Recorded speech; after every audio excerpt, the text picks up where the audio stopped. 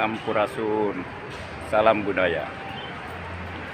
Sahabat yang budiman, sekarang saya sedang berada di Bandara Soekarno-Hatta, Cengkareng. Saya akan mengunjungi makam Ronggolawe di Jawa Timur, Surabaya. Dan sekarang ini saya sedang berada di Terminal 3. Oke sahabat yang budiman, kita ketemu lagi di Surabaya. Aircraft immediately through gate 23. Thank you.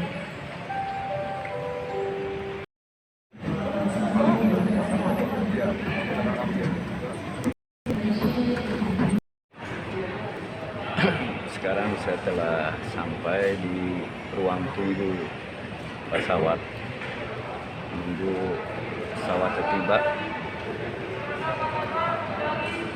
Oke sobat, penyebaran dan penularan COVID-19 kepada para penumpang dan pengguna jasa bandara.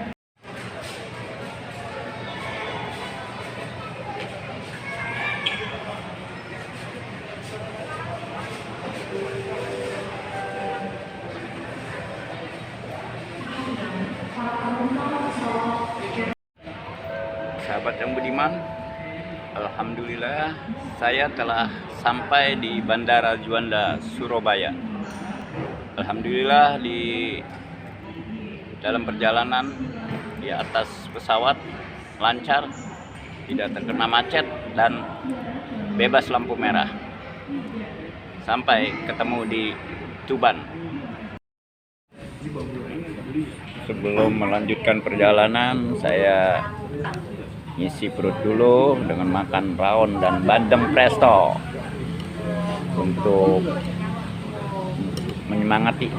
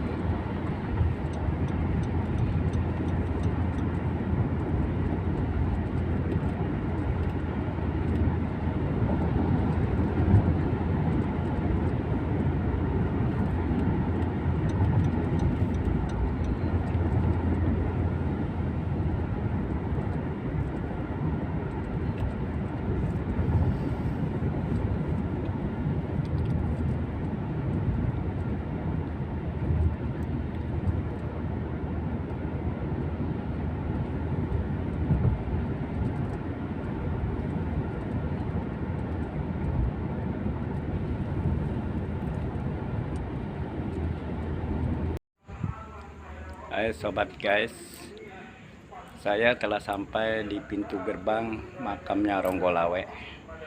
Kiri kanan semua area pemakaman umum. Di dalam katanya makam-makam para sepuhnya dan raja-raja zaman awal Majapahit. Kayak apa? Mari kita saksikan sama-sama sobat guys. Kita ke makam Raden Arya Ronggolawe, harus kita pakai adab dan kita harus sungkem ilmu.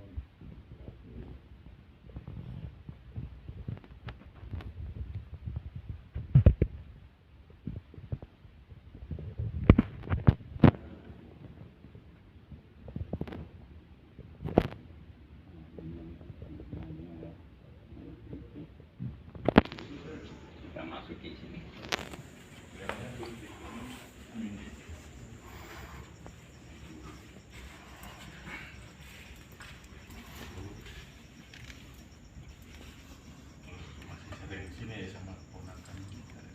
Guys, kita mohon doa-doa sungkem kepada Eyang Arya Ronggolawe.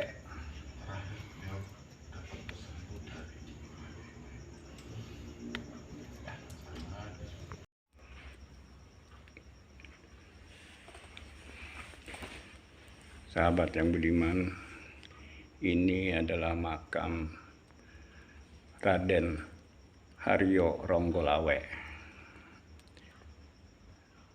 Semuanya nisan terbuat dari kayu jati, masih aslinya. Di sini ada 12 makam, yaitu kerabat keturunannya dan sanak saudaranya.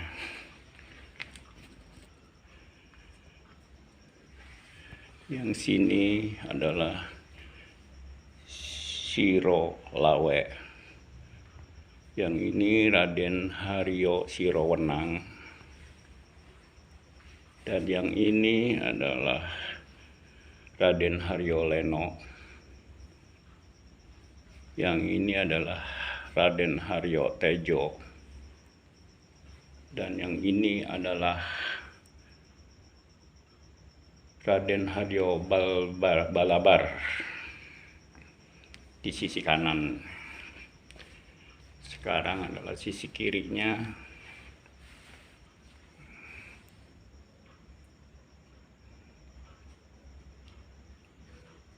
Kiai Ageng Batulare, dan yang ini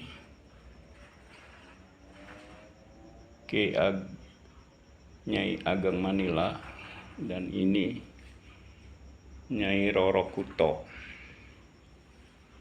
dan ini Nyai Ageng Gunsiah, dan ini Raden Ajeng Haryo Tejo. Raden Haryo Tejo. Sahabat yang budiman, tadi telah melihat ada 12 makam, salah satunya Haryo Ronggolawe. Haryo, Raden Haryo Ronggolawe, dan para kerabatnya serta familinya. Saya akan sedikit menceritakan mengenal sosok besar Senopati Agul Majapahit Raden Ronggolawe.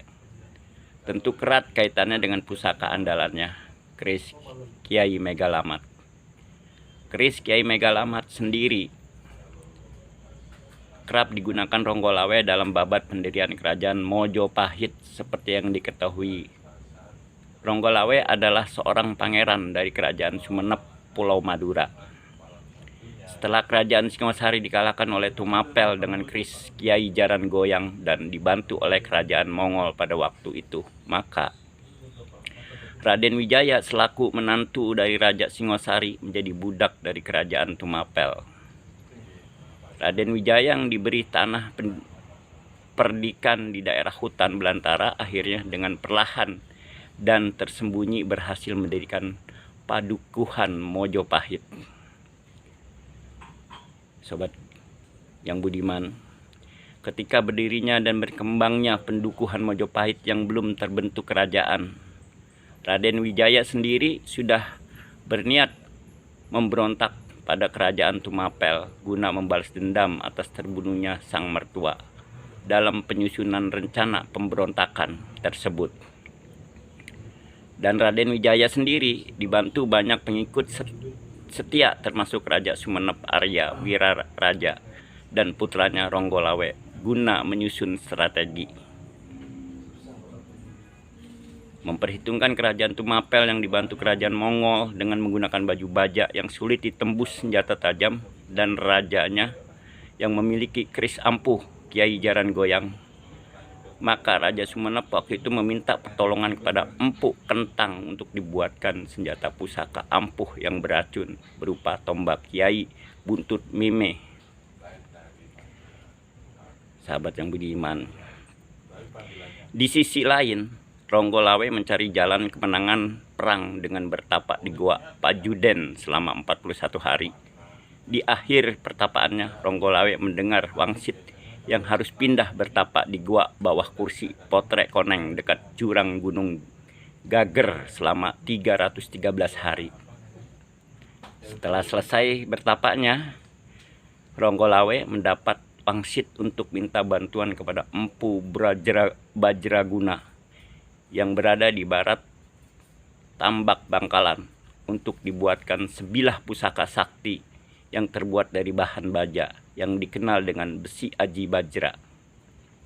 Kemudian berangkatlah Ronggolawe menemui empu tersebut, dan setelah bertemu dibuatkanlah sebilah keris panjang dengan pawakan besi hitam seperti hangus terbakar, beraura merahan. Keris itu berluk 13 bernama Kiai Megalamat. Keris Kiai Bajraguna menurut orang Madura Barat, konon keris itulah yang menjadi cikal bakal adanya keris Kanjeng Kiai Sangkelat kelak. Singkat cerita, setelah keris itu selesai, terjadilah peperangan Majapahit dengan kerajaan Tumapel dan pasukan Mongol yang dikenal dengan istilah Perang Tartar di Sungai Berantas.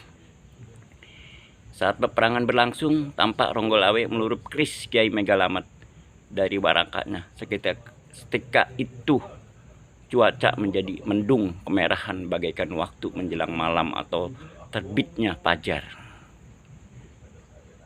Dalam perang tersebut, Ronggolawe mengamuk sejadi-jadinya hingga menumbangkan ratusan musuh. Semua pasukan Raden Wijaya berteriak, "Sang Mega telah hadir membantu kita. Kita akan menang, maju dan serang," teriak semua pasukan.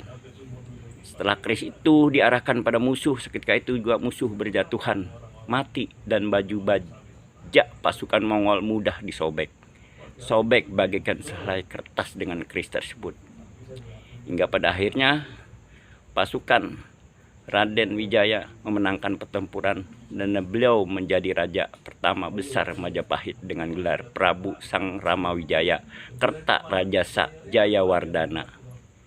Demikianlah sahabat yang budiman, sepenggal peran Ronggolawe dan keris Kiai Megalamat yang dengan gagah membantu berdirinya kerajaan Majapahit. Mudah-mudahan saya kalau diizinkan bisa mewujudkan keris tersebut. Saya coba menghadirkan keris tersebut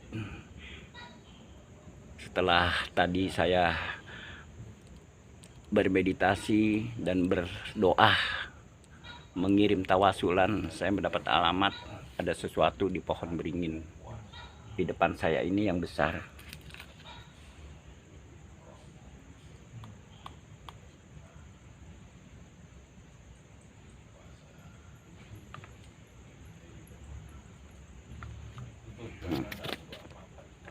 Ini pohonnya besar, lihat di atas. Saya akan mewujudkannya. Mohon restu dengan Eyang Ronggolawe. Mudah-mudahan diizinkan dan dijabah permintaan saya.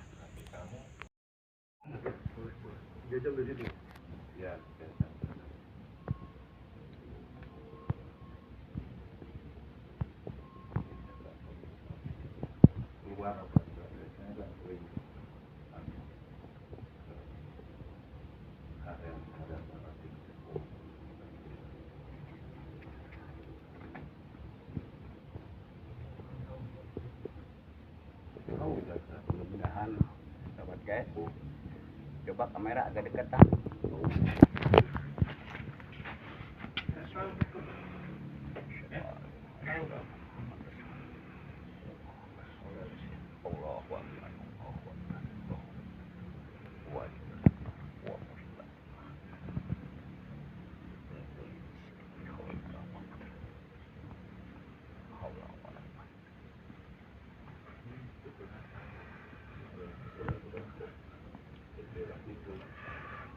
Cukup berat energinya.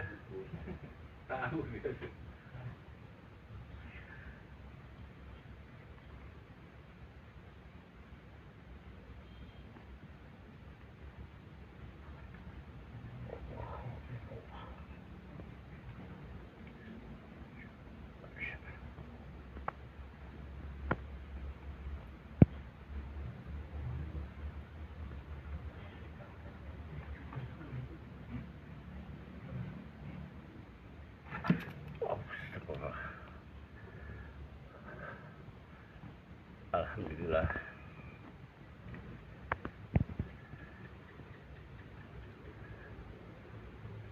Saya diizinkan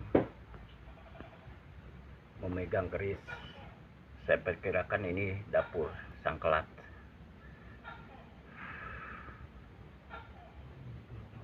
Apapun ini bentuknya, yang penting saya sudah dihadiahkan oleh Eyang Raden Haryo Ronggolawe. Atur nuhun, saya ucapkan terima kasih. Tentunya keris yang bernilai sejarah tinggi ini akan saya rawat dengan hati-hati. Sahabat yang budiman, inilah makam leluhur kita yang mampu mengusir dan memukul mundur kerajaan Mongol atau kerajaan Tartar yang lebih dikenal perang Tartar. Maka dari itu, cintailah terus budaya Indonesia. Kalau bukan kita, siapa lagi?